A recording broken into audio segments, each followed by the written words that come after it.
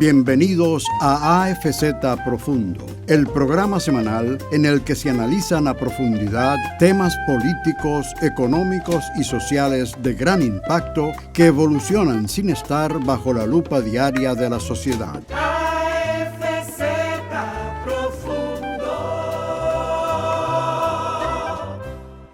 Hoy es domingo y de nuevo estamos en AFZ Profundo.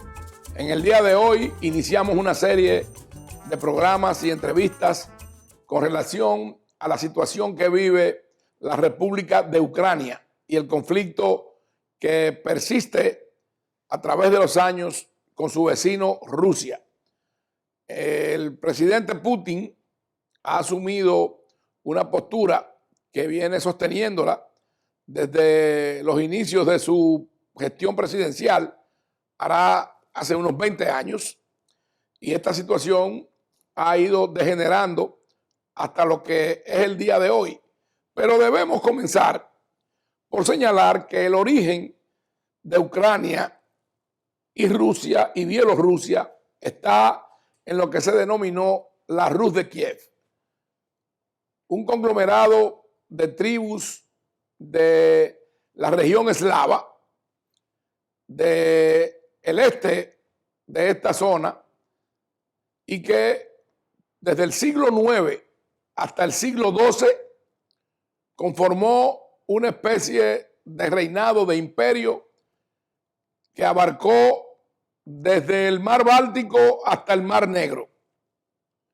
Un vasto territorio que luego devino en lo que son una serie de repúblicas, alrededor de 14, 15 repúblicas, que hoy en día son independientes, pero que en una época pertenecieron a la Unión de Repúblicas Socialistas Soviéticas.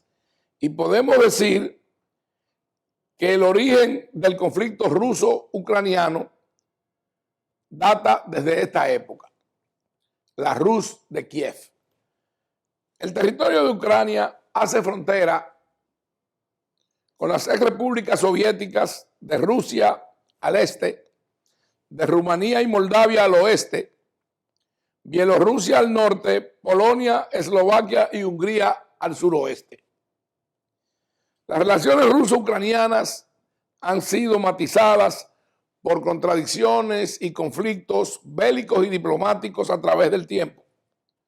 En el año 2013 se inicia una situación con el presidente Yanukovych, acusado de corrupción y sometido a fuertes presiones y protestas. Y en el año 2014 el presidente Yanukovych renuncia y huye para no ser encarcelado de lo que es la capital de Ucrania, Kiev, y se refugia en una nación amiga. En ese año 2014, Rusia decide invadir la península de Crimea y anexarla como parte de la Federación Rusa.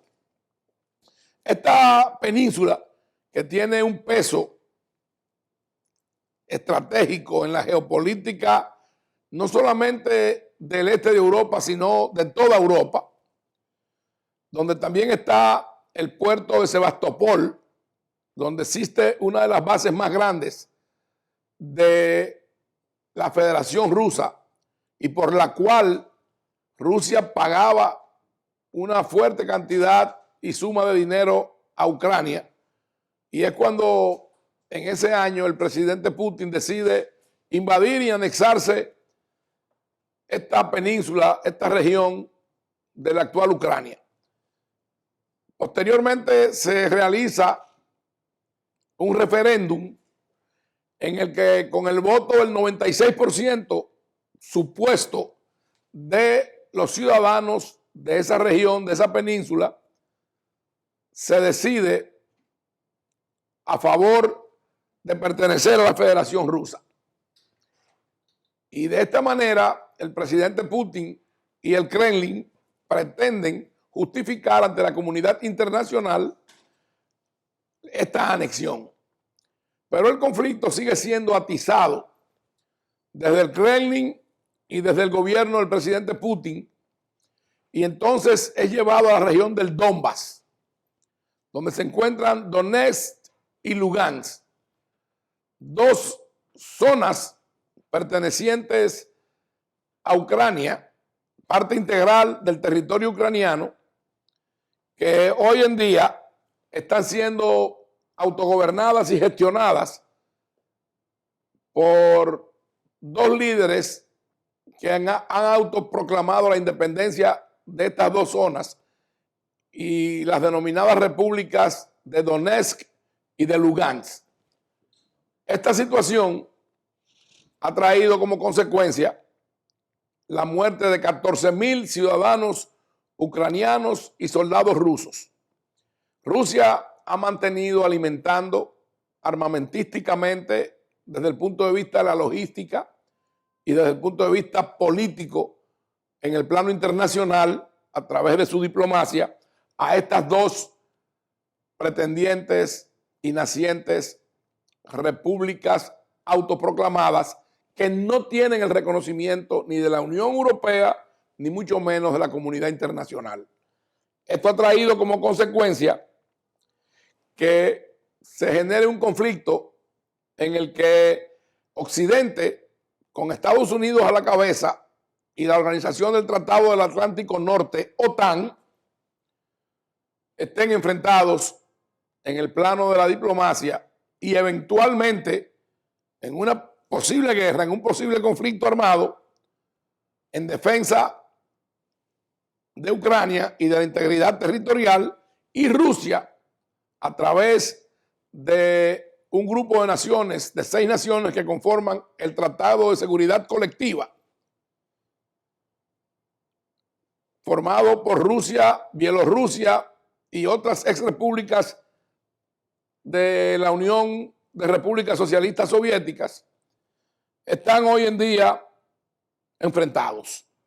Un grupo de negociación en el plano diplomático internacional, denominado el Grupo de Normandía, que encabezan Francia y Alemania e integran Rusia y Ucrania, está tratando de solucionar este conflicto, esta situación, por la vía de la negociación diplomática. Pero ya el presidente Putin y las fuerzas rusas del Kremlin, la casa de gobierno, el gobierno ruso, está rodeando por Bielorrusia y por la frontera con Ucrania, al igual que desde Crimea, la península, a todo el territorio ucraniano, concentrando más de 120,000 soldados, miles de tanques de guerra, artillería pesada y misiles balísticos autodirigidos de mediano y de corto alcance que podrían alcanzar incluso a la capital Kiev. El presidente ucraniano ha dicho en reiteradas oportunidades que Ucrania va a defender su territorio y sus ciudadanos. Y Putin dice, el presidente ruso, que no va a invadir el territorio ucraniano. Sin embargo, hay un gran escepticismo de parte de los Estados Unidos, de los miembros de la OTAN y de toda la Unión Europea en sentido general, y desde Bruselas, sede de la Unión Europea, capital del Reino de Bélgica, se ha planteado, al igual que desde la OTAN, una postura firme en defensa de Ucrania, la cual ha sido alimentada desde el punto de vista de las armas de última generación por el Reino Unido, Estados Unidos y varias repúblicas de lo que fue la Unión de Repúblicas Socialistas Soviéticas que hoy forman parte de la OTAN. Lituania, Estonia, Letonia están suministrando armas proporcionadas por Estados Unidos a esas naciones a Ucrania para su autodefensa. Esta situación ha devenido en lo que es al día de hoy el conflicto que la comunidad internacional tiene centrado su mayor atención y que es motivo de la mayor y principal preocupación en el contexto internacional ante una eventual confrontación bélica que podría arrastrar a toda Europa a esta situación. Hoy vamos a conversar con un destacado diplomático dominicano, dirigente político, cercano colaborador del extinto presidente Joaquín Balaguer y amigo personal mío, el doctor Pedro Blandino Canto. Inicia su carrera como diplomático, como embajador en Managua, Nicaragua, en el año 1986 y ha mantenido una larga trayectoria, pasando por varias posiciones desde nuestra Cancillería hasta la Organización de las Naciones Unidas. Y con él vamos a conversar a partir del próximo segmento sobre este tema a profundidad en AFZ Profundo. En breve regresamos. AFZ Profundo.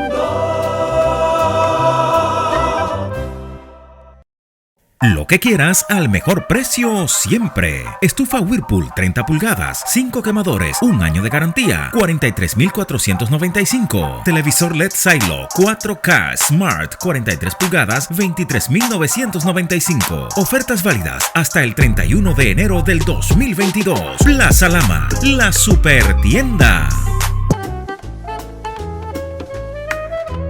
AFZ Profundo. En este momento vamos a iniciar nuestro conversatorio con una persona que tiene vastos conocimientos sobre la política internacional, sobre las relaciones internacionales. El doctor Pedro Blandino Canto. Bienvenido, Pedro, a este programa que es tu programa, AFZ Profundo. Muchas gracias. Nos gustaría conocer tus opiniones y tus puntos de vista acerca de esta situación por la que atraviesa hoy el continente europeo y muy especialmente Ucrania y Rusia, el este de Europa. Bueno, muchísimas gracias por la invitación.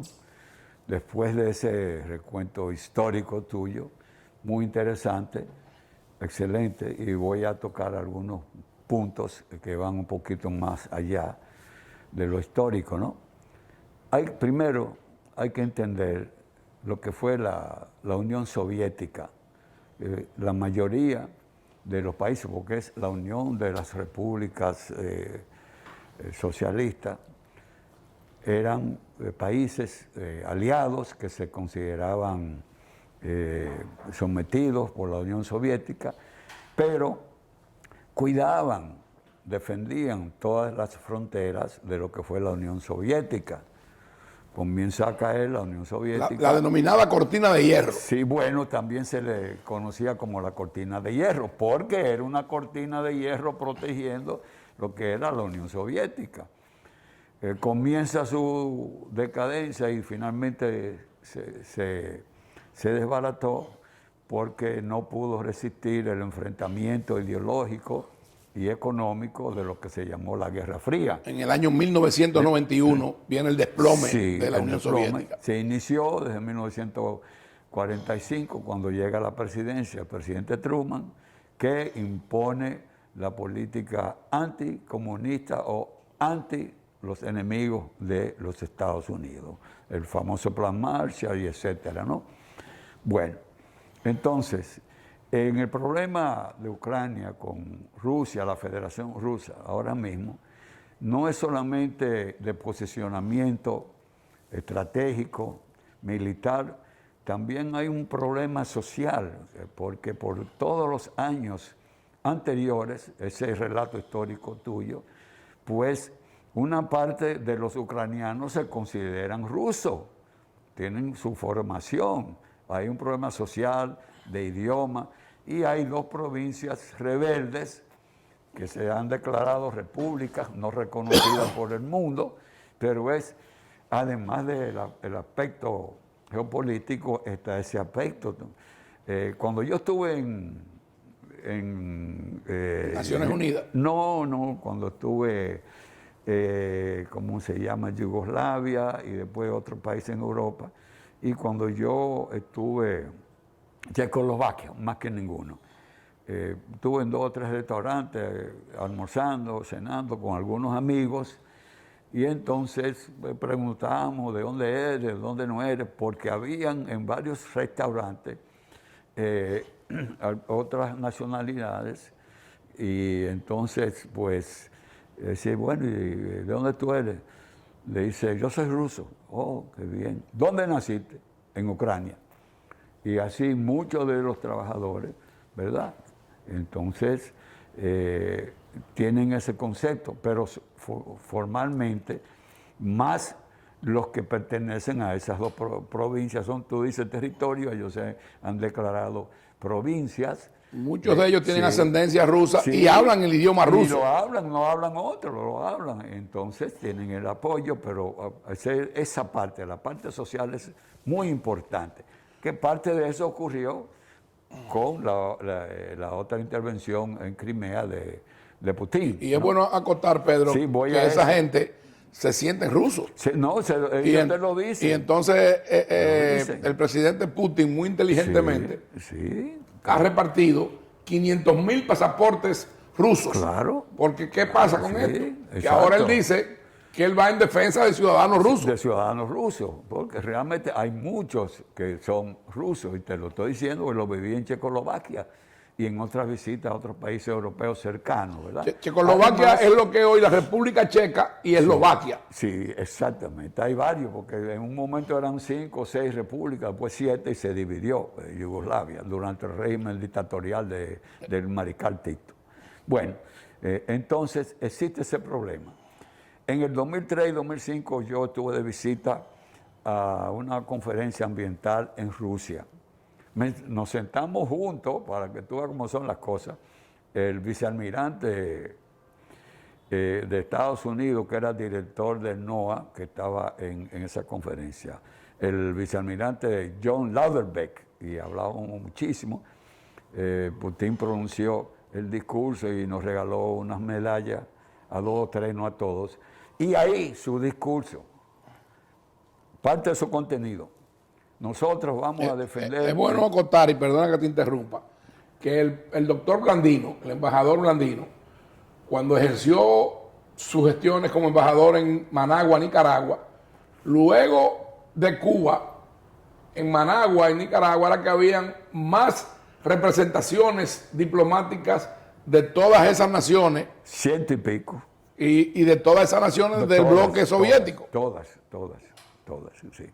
Entonces, como te iba diciendo, nosotros escuchamos el discurso del presidente Putin y dijo, a partir de hoy vamos a modernizar toda la industria productiva de Rusia, número 1. Número 2, dijo, vamos a defender nuestras fronteras y a restablecer el respeto a las fronteras de Rusia. Ha venido desarrollando ese plan.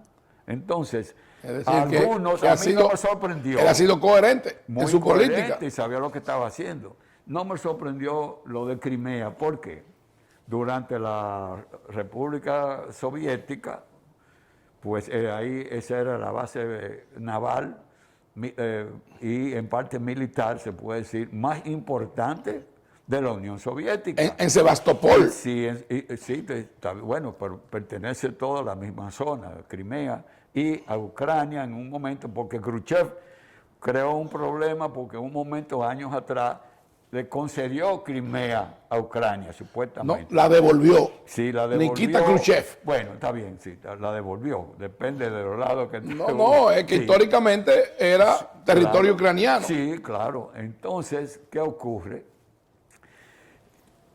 Además de eso, los progresos y los avances de los vuelos al espacio, muchos de los científicos eran ucranianos, nacidos en Ucrania, pero se consideraban rusos. Entonces, ¿qué ocurre? Eso que dice Pedro cobra más importancia porque ahí estaban las fábricas de Sí, muchos de los sí, componentes muchísimas. de esa industria aeroespacial. Sí, y todavía hay una gran fábrica, creo que de tanques, pero de otro tipo de armamento. Sí, Lo es cierto, sacaron. es cierto. Sí, entonces, ¿qué ocurre? Ya con la Federación Rusa y lo que es Rusia después, ¿verdad? No podía permitir que la base naval más grande del país estuviese en manos de ucranianos, porque no sabían realmente la definición.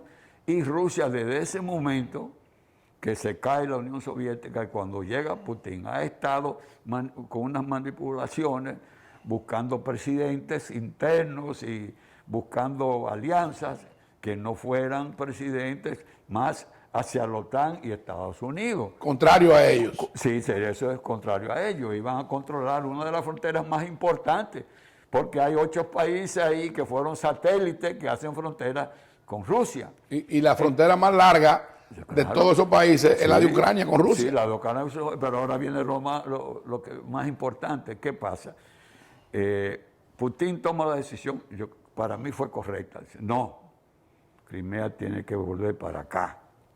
¿Por qué? No solamente porque es la gran base naval, sino que el mar de Azov, que es un mar grande, otros creen que es un océano, no.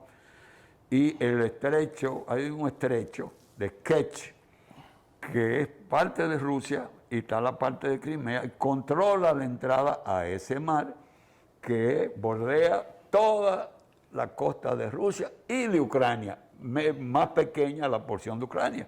Entonces tú no puedes tener un país donde tú no sabes en tu frontera, no solamente es terrestre, también es marítima. Y usted no piensa que se expone a que digan que usted es prorruso con esa afirmación. No, claro que no.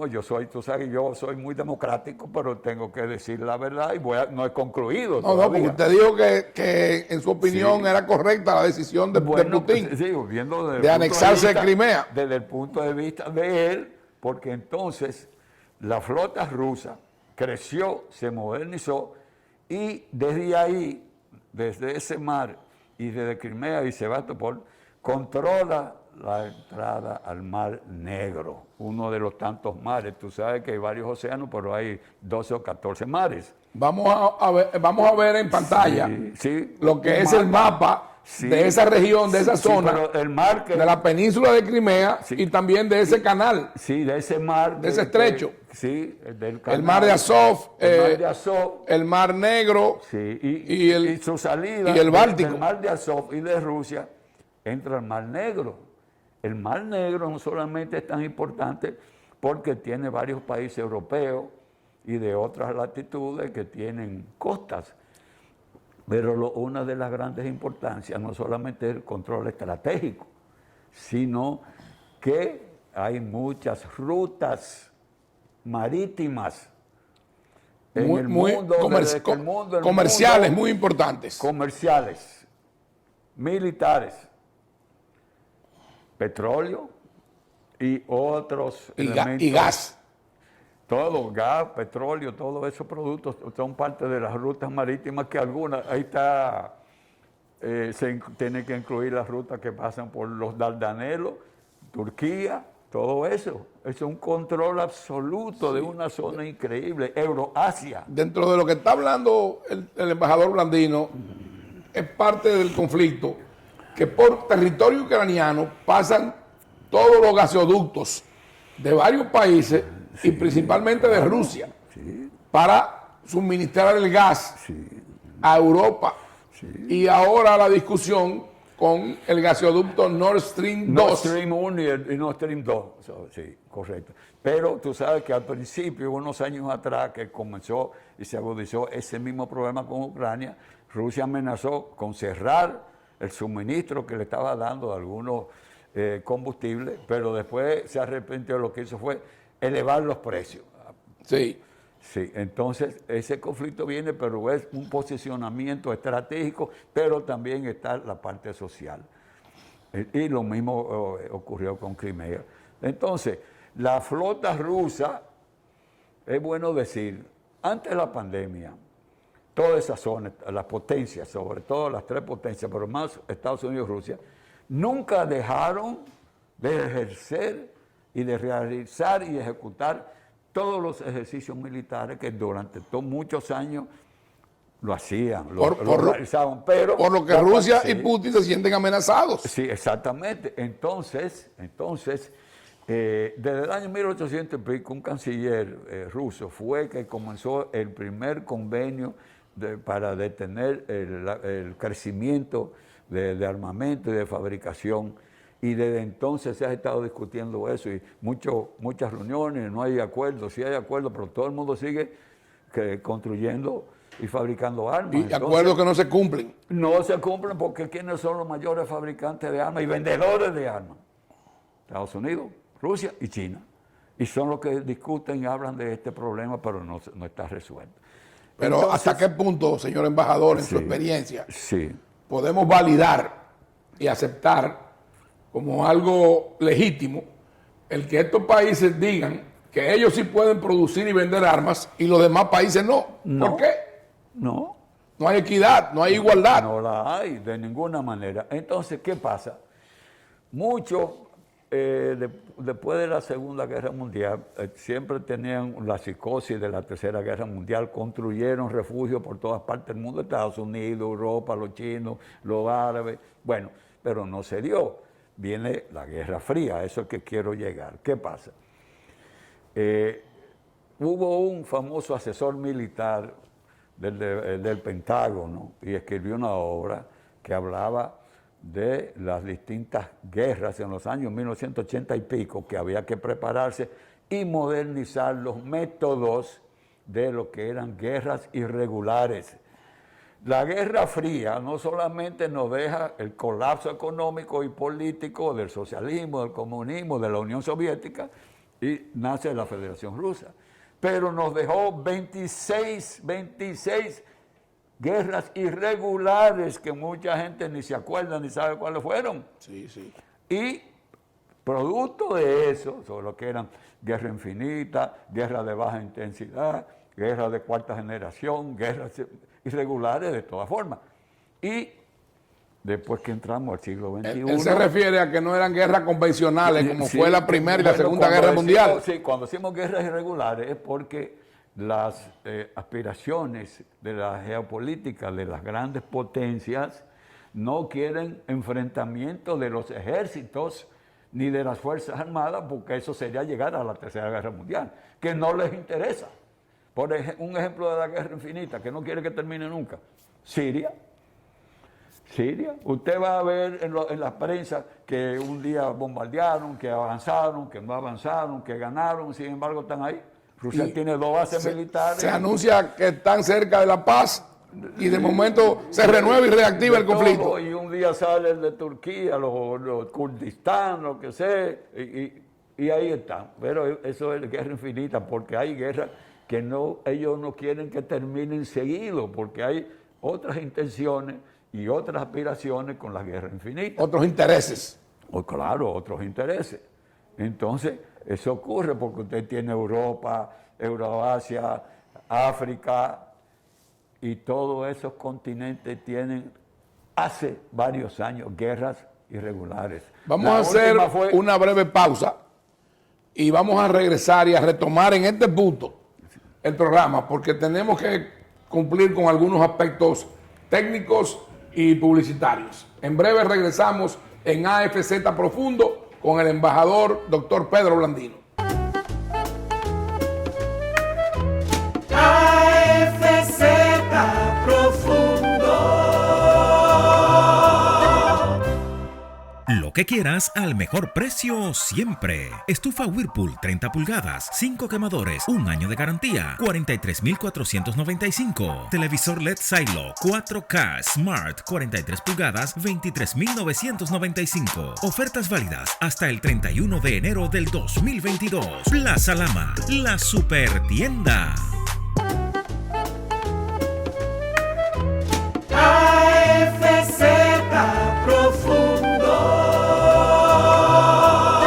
Regresamos en AFZ Profundo. ¿Dónde lo En el segmento anterior estábamos conversando acerca de una serie de conflictos que se generaron a raíz de que en el año 1991 se desplomara la Unión de Repúblicas Socialistas Soviéticas, en medio de lo que se denominó la perestroika, una política que implementó Mikhail Gorbachev, el líder soviético de ese momento y secretario general del Partido Comunista de la Unión Soviética.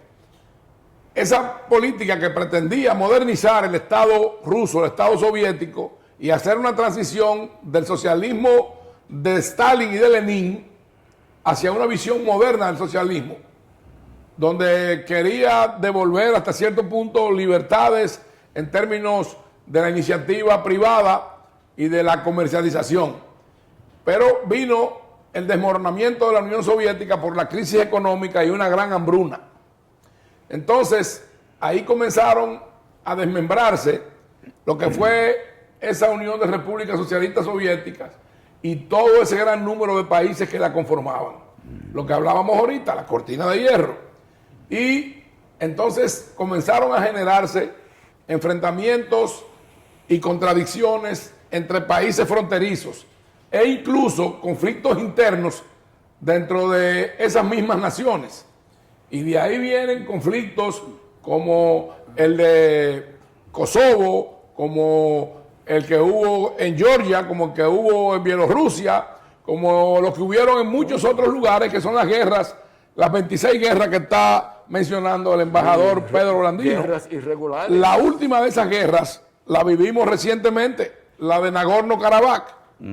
Entonces, ahora que tú mencionas, en Armenia hace poco, cuando se presentó el problema, el lío, Estados Unidos intervino. Y cuando Estados Unidos interviene y se da cuenta y maneja la situación, se sale y conversa con Rusia y deja la solución en manos de Rusia, que fue el garante de que se respetaran las fronteras. Bueno, ese problema de Nagorno-Karabaj es un territorio que se disputan Azerbaiyán y Armenia. Exacto. Y entonces es un conflicto también histórico. Sí. Y ahí estaban también en ese tablero de la política mundial, en ese ajedrez, las naciones, estaban Rusia y Estados Unidos. Lo incentivan para sacar provecho. Retomamos en el punto que el embajador Blandino había dejado sus comentarios en el segmento anterior.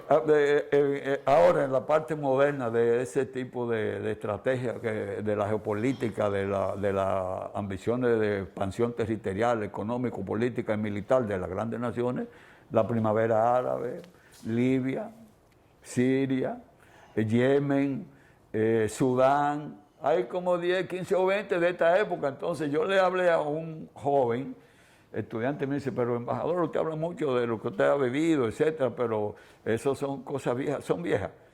Ve, búscate un libro y averigua qué son las reglas irregulares y el por qué las potencias incentivan para sacar provecho. Ese joven aduce un desconocimiento, por no decir ignorancia, muy grande, porque todos esos conflictos están vigentes. Sí, tú sabes lo que yo tuve que decirle.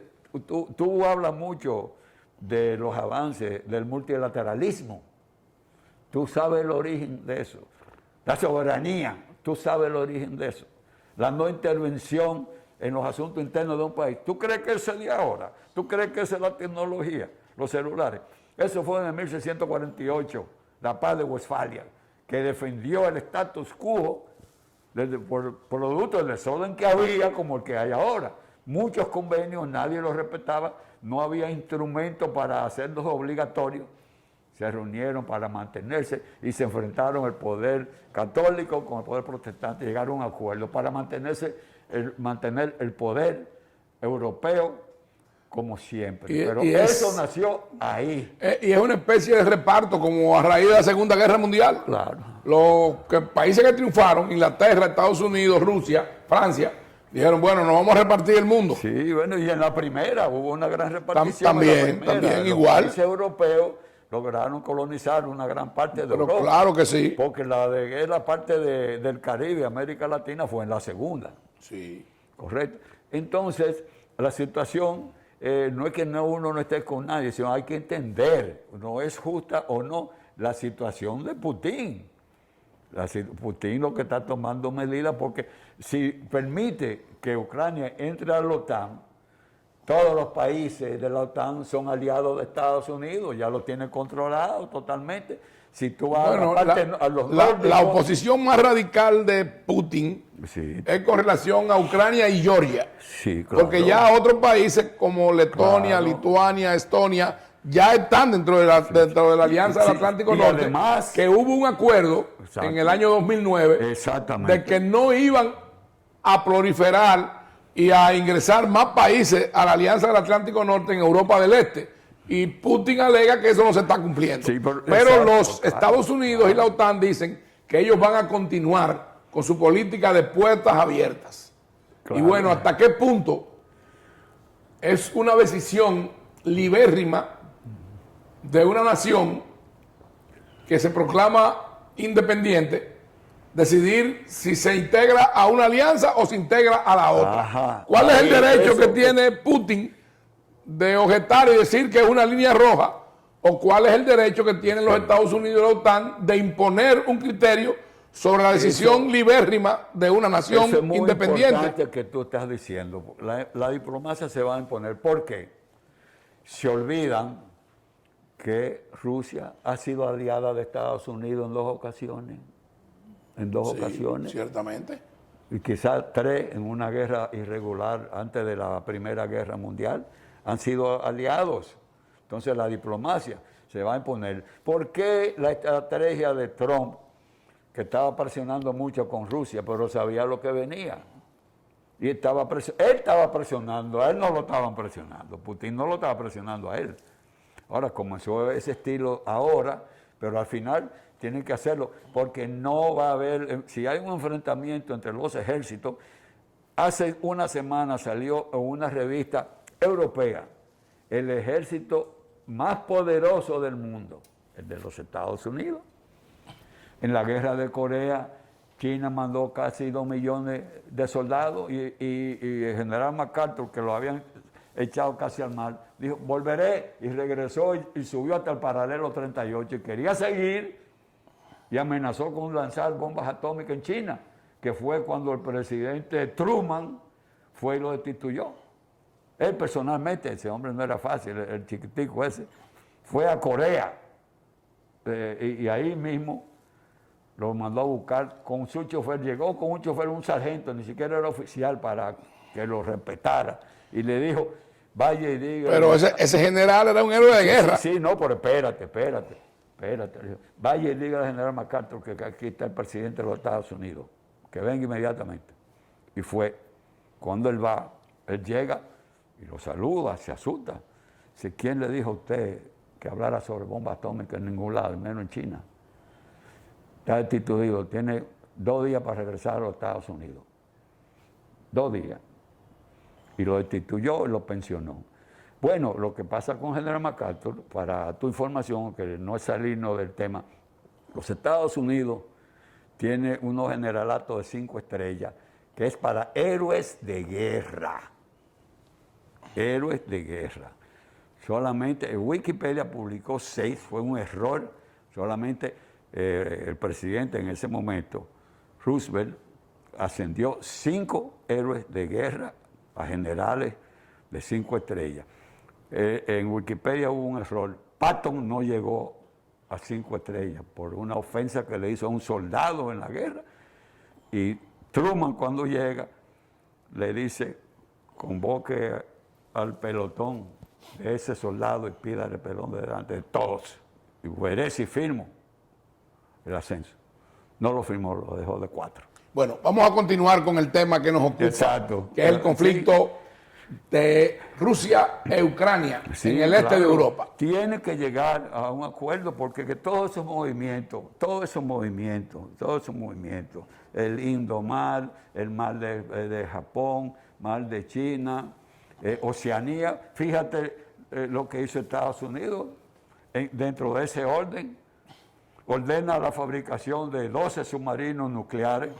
Y cuando Francia pensó que lo tenía, que iba a ser un gran negocio para Francia ya tenía un contrato con Australia. Sí, pero entonces Estados Unidos se lo dio a Australia. Sí, pero producto de que de la alianza que se hizo, que se llama AUKUS, entre Estados Unidos, Inglaterra y Australia. Sí, y entonces ahí es que Australia decide dejar de lado la compra de los submarinos a Francia y comprárselos a Estados sí, Unidos. no, pero ahí lo se cual ha dio, provocado un gran enojo del presidente Sí. Macron, francés. Pero eso fue producto, si me perdone, fue en el proceso de la firma de la alianza que se llamó Quad, los Quad, se llamó Quad, los cuatro. No, este es más Sí, reciente y es sí, el AUKUS, no, que son solamente ese- Australia, Estados Unidos y Reino Unido. Sí, es el Quad, el más reciente y el que le dio Bueno, los submarinos a Australia. no Ahí voy- está, ahí va, no voy a entrar en esa discusión, pero Quad. este es Entonces, AUKUS. ¿tú sabes por qué? Por favor, busca Bueno, lo pero que es el perfecto. Quad. Pero Porque- usted está hablando de otro acuerdo. Sí, no, por Yo el estoy más- hablando más el reciente. de esos tres. Sí, pero el más reciente es el Quad Bueno. y es un compromiso militar. Entonces, ¿qué ocurrió? Australia es en esa zona, en Oceanía, la potencia más fuerte y su poder está en submarinos. Y entonces Estados Unidos, buscando apoyo y defender la zona y los mares adyacentes a Oceanía, rompe otros acuerdos y firma el acuerdo que se llama Quad, QUA, porque fueron 4 países, y le da la orden de los 12 submarinos nucleares a Australia. Pero fue un acuerdo para defender la zona y eso incluye también un subacuerdo con el mar de Japón y con los japoneses. Fueron 4 países el acuerdo, Estados Unidos. Entonces, es lo mismo. La primavera árabe, Obama. Otra teoría política dentro de las guerras irregulares, Obama se iba a meter en la ampliación del nuevo Medio Oriente. ¿Me está escuchando, doctor? Sí, señor, lo estoy escuchando. Bueno, eso pero le significa- estoy buscando lo del AUKUS Sí, y lo del Quad que usted sí, dice. No, busca el Quad. Y eso obedecía a que había que dividir los países grandes del Golfo o no del Golfo que producían petróleo y querían dividirlo como dividieron Sudán del Norte y Sudán del Sur, para tener una mayor capacidad de control hegemónico y respondiendo a la geopolítica. Porque fíjate, una cosa muy importante que algunos tienen que entender, las potencias no tienen políticas específicas para un país.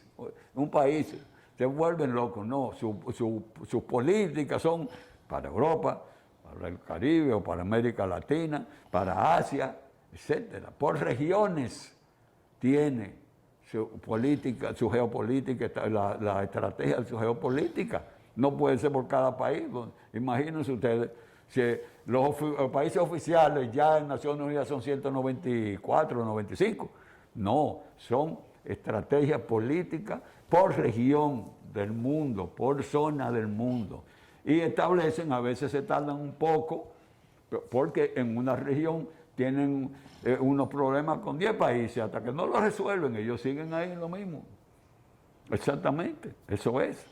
Políticas, geopolíticas, estrategias establecidas para cada región del mundo. Así es la situación. Hace como 5 meses yo le envié una información a unos amigos porque hubo un escritor de un asesor del Pentágono que salió. Ese escribió otro libro sobre la nueva cuenca del Caribe y eso incluía no solamente el Caribe, sino todos los países de América Latina con costas al Caribe. Bueno, porque hay una cosa que se denomina el Caribe insular, que son las islas, y otra es el Gran Caribe, Sí, claro. donde los países de Centroamérica, hasta Brasil, tienen costa en el Caribe. Sí, exactamente. Vamos a hacer una breve pausa para continuar de nuevo con esta interesante entrevista, con este interesante diálogo, en el que ustedes ven que también hay contradicciones entre mi persona como entrevistador y el entrevistado, porque eso es parte de la dinámica de este programa. Vamos a continuar en breve con AFZ Profundo. AFZ Profundo. Lo Lo que quieras al mejor precio siempre. Estufa Whirlpool 30 pulgadas, 5 quemadores, un año de garantía, 43,495. Televisor LED Silo 4K Smart 43 pulgadas, 23,995. Ofertas válidas hasta el 31 de enero del 2022. Plaza Lama, la super tienda. AFZ Profundo. Llegamos al último segmento de este interesante programa, donde el embajador Pedro Blandino, con gran pericia, producto de sus años de experiencia y de sus estudios en cuanto a lo que tiene que ver con las relaciones multilaterales, con la Organización de las Naciones Unidas y con la historia de temas tan álgidos como el que estamos tratando hoy, la crisis en Europa del Este entre Rusia y Ucrania, que arrastra a la Unión Europea y a la Organización del Tratado del Atlántico Norte, que incluye a los Estados Unidos. Hoy en día se trata de mantener un rol protagónico y la hegemonía en el escenario mundial por parte de Estados Unidos y Rusia, que se ve amenazada por la creciente influencia de China, el gigante asiático. Y irrumpen en el escenario y ya no es un mundo bipolar. Él hablaba del multilateralismo. Y ahora con la Unión Europea, con Japón, con Australia, con el Reino Unido que salió de la Unión Europea, con los Estados Unidos, Rusia y Canadá, estamos hablando del multilateralismo. Claro. Ya las decisiones no se van a tomar en la mesa de discusión de 2 naciones o de 3 naciones. Ya hay muchas naciones que tienen peso específico, posicionamiento estratégico y que son determinantes en el establecimiento de una agenda política a nivel global, mundial. ¿Cuál es su opinión? Perfectamente bien. Es la oportunidad que tenemos todos con el multilateralismo, enterarnos bien de los problemas de cada nación, exponer los problemas y exponer soluciones. Ya no, los sistemas de imposiciones, eso ha cambiado mucho. Inclusive los golpes de Estado ya no es como antes, que te mandaban un portaaviones o 2. Vimos el principio del siglo XXI, han habido como 8 o 10 golpes de Estado, pero muy distintos a los que eran los de antes. Presiones económicas, embargos, situaciones. Invasiones. Invasiones también. Sí, bueno, no tanto, porque hay varias que no, ahora en el siglo XXI, que no fueron invasiones. No, pero sí, estamos hablando en términos históricos. Son intervenciones inapropiadas, indelicadas, pero no usan el sistema que se usaba antes del siglo XXI, de mandar barcos de guerra y todas esas cosas. Bueno, pero aquí lo podemos ver en el año 1965. Sí, claro. Lo podemos ver en Nicaragua, donde usted fue embajador, y eso fue en el siglo XXI. Bueno, no en el Digo, en el siglo XX, perdón. En el siglo XX, no en el XXI, ¿no? Celaya fue el primero, yo creo, en el siglo XXI. Sí, pero no fue una invasión. No, bueno, te estoy diciendo. Y fíjese cómo es la vida, que hoy en día... Tú me quieres confundir. Hoy en día la esposa de Celaya... No. Yo le dije a usted, en el siglo XXI cambió el estilo y la forma. Los embargos... ¿Pero por qué tú dices que yo te quiero confundir? Porque yo estoy diciendo... de otra cosa ahí. No. Tú estás prejuiciado. Usted está prejuiciado, embajador.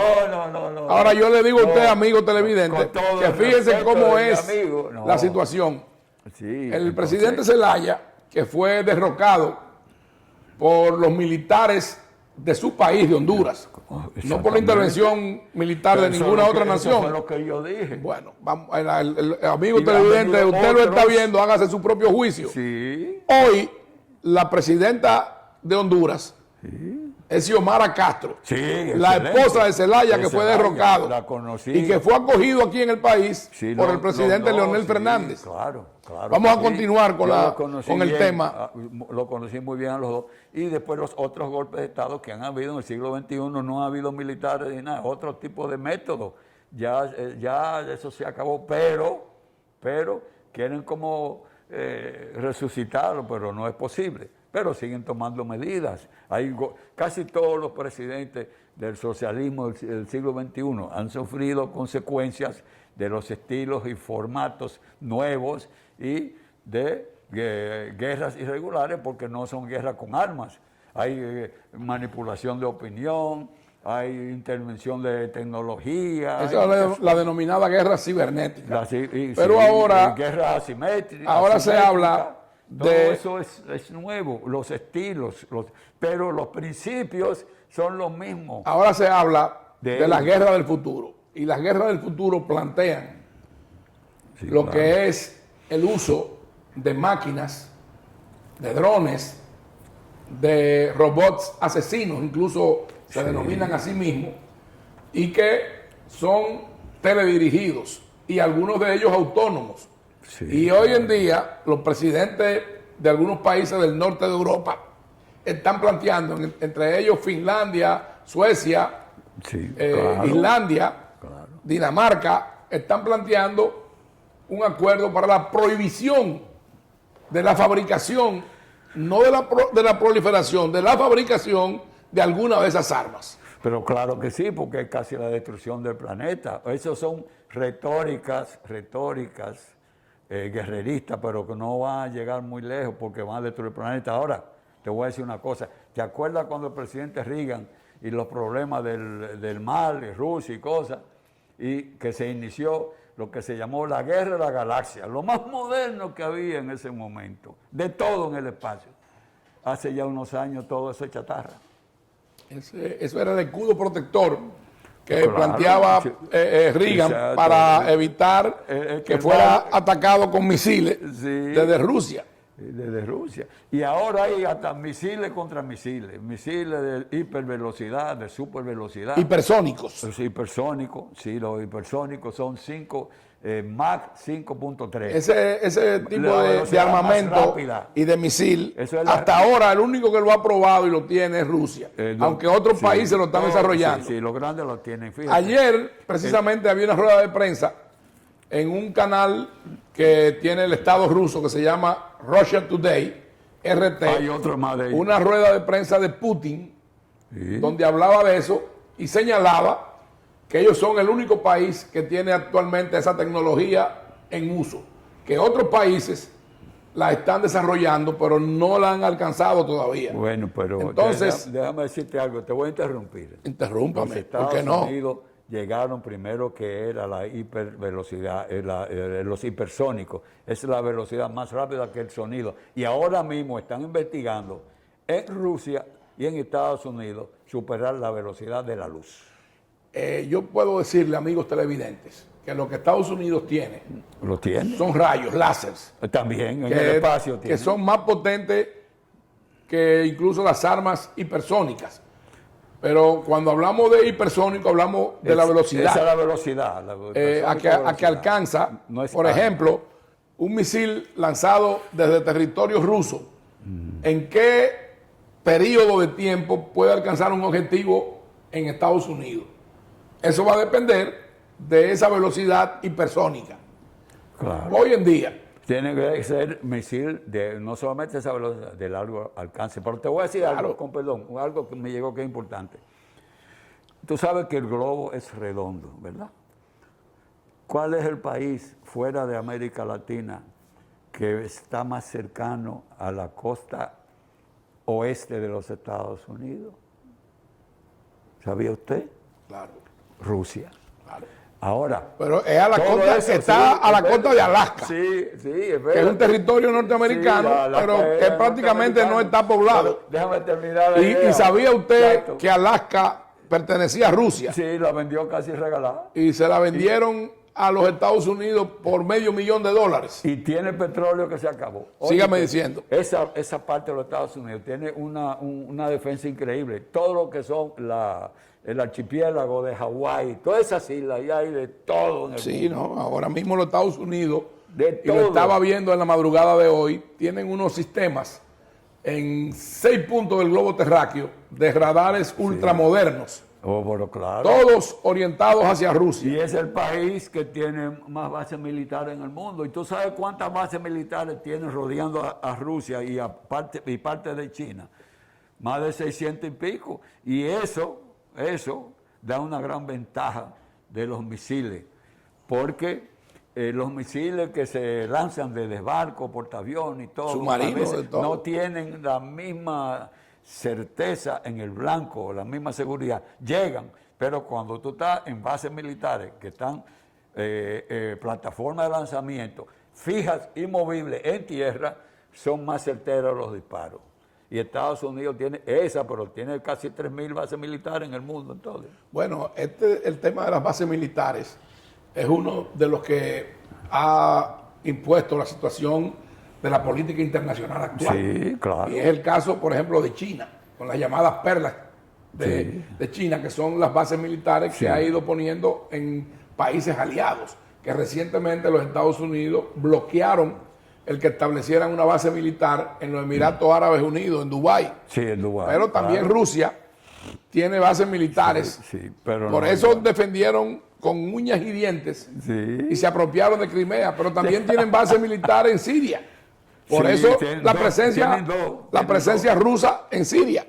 Son temas de estrategia y de política internacional, de inteligencia y contrainteligencia que llevan a cabo estas grandes potencias. Sí, el geoposicionamiento son de las aspiraciones de extensión y de alianza, de amigos, buscando. Lo fundamental de todo eso es lo que es energía.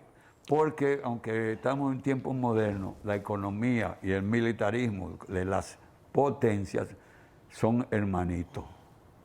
Y para eso se necesita energía. Ahora te voy a decir algo. Hablan de una supuesta guerra fría con China. China no va a entrar en eso porque no lo resiste. La Unión Soviética no lo resistió. ¿Por qué? Ahora mismo el Congreso de los Estados Unidos autorizó al presidente Biden que aumentara la deuda, que sé cuántos mil trillones más. ¿Quién controla los inorgánicos? Y dice, bueno, paren eso, vamos a embargarlo. Ahí lo que pasa, embajador, es que la Reserva Federal de los Estados Unidos es la que hace las emisiones. El gobierno norteamericano tiene prohibido por su constitución adquirir deuda externa. Pero ¿qué pasa? El gobierno chino también emite yuan. Antes, y todavía por eso te dije lo del Congreso que lo autorizó. Todavía permanece con una, digamos que, primacía el dólar en el mundo, frente al euro, frente al yen, frente al rublo, China tiene 20 años queriendo destruirlo. Frente al yuan, pero cada día más va avanzando ese bloque. Hoy en día, cuando se hizo la reunión entre el rey Fahd de Arabia Saudita y Kissinger para establecer que la moneda a través de la cual se comercializara el petróleo fuera el dólar. Recientemente, India, China, Rusia, Irán decidieron que ellos van a hacer compra e intercambio en sus propias monedas, no en dólares. Entonces, eso tiende a debilitar un poco la posición de los Estados Unidos. Ese ha sido uno de los problemas que lo ha debilitado un poco. Ellos, por el esfuerzo que están haciendo por debilitar más el dólar. El presidente Biden, a la vez que prohibió lo que autorizó el presidente Trump, que era el uso del fracking, el fraccionamiento de rocas para extraer petróleo. Entonces, como él lo prohibió, lo que hizo fue que autorizó que se utilizaran las reservas de petróleo de los Estados Unidos para tratar de bajar el precio del crudo y de los derivados. Pero unos meses antes de la pandemia y de esto, Estados Unidos ya era el primer productor del mundo de petróleo y primer exportador del mundo de petróleo. Todavía hoy lo es. ¿Y qué pasa con esto? Que Estados Unidos puede incrementar su producción sobre la base del uso de sus reservas, pero no es el país con las mayores reservas. No. Los países con mayores reservas son Venezuela, y Arabia Pero Saudita. tú has dado en el clavo en algo muy importante que hay que mencionarlo en este problema del Medio Oriente. Me imagino que tú te El estás refiriendo. El mar Caspio, todos los Tayikistán, Uzbekistán, ex república soviética, tienen y bordean el mar Caspio, uno, si no el más grande de reservas del mundo de petróleo y de gas. Pero eso es parte con los Tayikistán, que fueron satélites de la Unión Soviética, y Rusia, son fronteras con Rusia. Claro, también, claro, sí, hasta Afganistán. Sí, claro. Pero se nos olvidó, y vamos a tratarlo en el próximo programa, de qué manera irrumpe en este tablero geopolítico el anuncio de Putin de que puede establecer bases militares y la presencia de militares rusos en Cuba y en Venezuela. No abordamos ese tema, se nos olvidó. Sí, pero eso son parte de la retórica. Bueno, ya hay quienes dicen que hay efectivos militares Pero siempre entrenando militares venezolanos y militares cubanos. Sí, bueno, lo de los rusos, los mayor turísticas que visitaron turistas a Cuba eran rusos. Ahora, eso de presencia cubana en Venezuela, ya eso es de otro orden, ya eso es más delicado. Yo no tengo información sobre eso, pero lo que sí te digo, que el asunto es de esa república, también tú vas a ver que Putin va a estar en la misma situación de Ucrania, porque hay una riqueza enorme y hay una discusión que casi nadie lo menciona, en que el mar Caspio si es un lago o es un mar, pero tiene parte, si no la primera reserva del mundo, está en los primeros 3 del mundo, el mar Caspio. Hemos llegado al final de nuestro programa. Vamos a continuar tratando este tema con otros invitados también, al igual que nuestro distinguido invitado, el doctor Pedro Blandino Canto, ex embajador ante las Naciones Unidas, ante el Estado de Nicaragua, en Managua y en muchas otras misiones. Yo no soy antiguo embajador en las Naciones Unidas. Bueno, vamos a catalogarlo como usted prefiera que le digamos. Porque también usted fue embajador adscrito a Cancillería y desempeñó funciones y roles, creo que entre algunas de ellas usted tuvo como encargado de asuntos europeos, asuntos de América, asuntos el Caribe, Centroamérica, muchas cosas. Exacto. Nada entonces, hemos llegado a la conclusión de este programa, de esta edición de AFZ Profundo, y estaremos con ustedes el próximo domingo en una nueva emisión de AFZ Profundo. Muchas gracias por su sintonía. Bienvenidos a AFZ Profundo, el programa semanal en el que se analizan a profundidad temas políticos, económicos y sociales de gran impacto que evolucionan sin estar bajo la lupa diaria de la sociedad.